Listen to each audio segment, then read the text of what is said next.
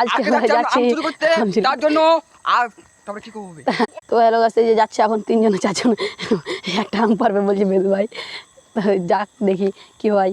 কি এই যে আমাদের ডিরেক্টর বলছে এই আমটা পারবে না, চ্যাংড়া পিলা কেউ আসে নাকি, লোক টোক আসে নাকি, আবার যাদের গাছ আবার গাল দেয় যদি, তার জন্য লোক টোক দেখিলাম। তো একটা আশা করছি এখন লোক নাই, দেখতে পাচ্ছি না, এই হাত পাচ্ছে না ডিরেক্টর। আমার চান্নাটা পড়া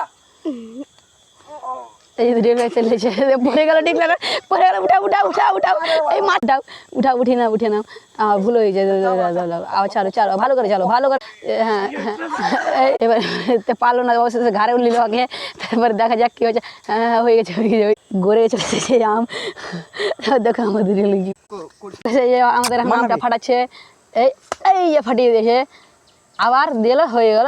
এবার এই যে লবণ, এই যে লবণ দাম দাও, এই যে এখন নুন ঠিক দাম।